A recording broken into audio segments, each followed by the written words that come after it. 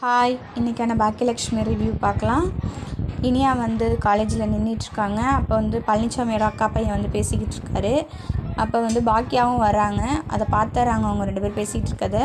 அப்புறம் 2 பேரும் லவ் பண்ணுறாங்களோன்னு ஒரு டவுட் இருக்குது பாக்கியாவுக்கு. அதனால இனியாட்ட கேட்குறாங்க. அதெல்லாம் ஒன்றும் இல்லைம்மா அப்படின்னு சொல்லிட்டு இனியா சொல்கிறாங்க. அப்புறம் வீட்டில் எல்லோரும் ஒன்றா உட்காந்து சாப்பிட்டுட்ருக்காங்க.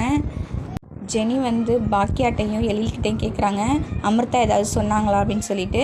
அதெல்லாம் எதுவுமே சொல்லலையேம்மா, என்னாச்சு அப்படின்னு சொல்லி கேட்குறாங்க. அதுக்கு ஜெனி சொல்கிறாங்க, நான் என் குழந்தை அழுதுகிட்டு இருந்துச்சு ஆண்டி, அமிர்தா சும்மா கேஷுவலாக தான் கேட்டாங்க, நான் ரொம்ப பேசிட்டேன், திட்டிட்டேன் அவங்கள அப்படின்னு சொல்லி சொல்கிறாங்க. நான் சாரி சொன்னேன்னு சொல்லிவிடு எழில் அப்படின்னு சொல்லி சொல்கிறாங்க. அதெல்லாம் அமிர்தா வருத்தப்பட மாட்டா அப்படின்னு சொல்லி எழில் சொல்கிறாரு.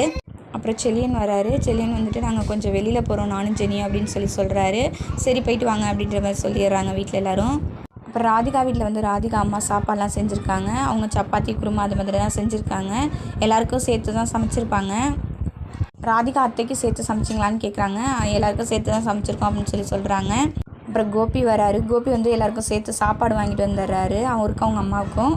ராதிகா சொல்கிறாங்க, முன்னாடியே சொல்லியிருக்கலாம்ல கோபி, சாப்பாடு வாங்கிட்டுறதா இருந்தால் நாங்கள் வேஸ்ட்டாக சமைச்சு போடுறோம்ல, எங்கள் அம்மா கஷ்டப்படுறாங்க, வேஸ்ட்டாக சாப்பாடு செய்கிறாங்க அப்படின்னு சொல்லி சொல்கிறாங்க. அப்புறம் அவங்க 2 பேரும் சண்டை போட்டுக்கிறாங்க. அவங்க 2 பேர்ட்டையும் ராதிகா சொல்கிறாங்க, நீங்கள் 2 பேரும் சும்மா இருக்கீங்களா, எனக்கு தலையே வலிக்குது, தலையெல்லாம் சுற்றுது அப்படின்னு சொல்லி சொல்கிறாங்க. உடனே கோபி உனக்கு என்னாச்சு, எதுவும் உடம்பு சரியில்லையா அப்படின்னு சொல்லி கேட்குறாரு. அதை கேட்டோன்னா அவங்க அம்மாவுக்கு கோவம் வந்துடுது. என்ன உன் பொண்டாட்டி லேசாக மயக்கம் வருது அப்படின்னு சொன்னதுக்கெல்லாம் உடனே போய் இது பண்ணுற அப்படின்னு சொல்லி கேட்குறாங்க. அதுக்கு அம்மா சொல்கிறாங்க, ஆமாம் அப்புறம் கேட்குறது இல்லையா அப்படின்னு சொல்லி கேட்குறாங்க. இல்லைம்மா உடம்பு சரியில்லைன்னு சொல்கிறாள்ல, அதனால தான்மா விசாரிக்கிறேன் அப்படின்னு சொல்லி சொல்கிறாரு. நீ எப்படியோ போ அப்படின்னு சொல்லிட்டு கோச்சிட்டு போயிடுறாங்க. அப்புறம் செல்லியனும் ஜெனியும் ரெஸ்டாரண்ட்டுக்கு வந்திருக்காங்க. செல்லியன் வந்து ஜெனிக்கு பிடிச்சதா சாப்பாடெலாம் ஆர்டர் பண்ணுறாரு. இது ஜெனிக்கு ரொம்ப பிடிச்சிருக்கு, சந்தோஷமாக இருக்காங்க. இதோட இந்த ப்ரோமோ முடியுது. Thank you for watch.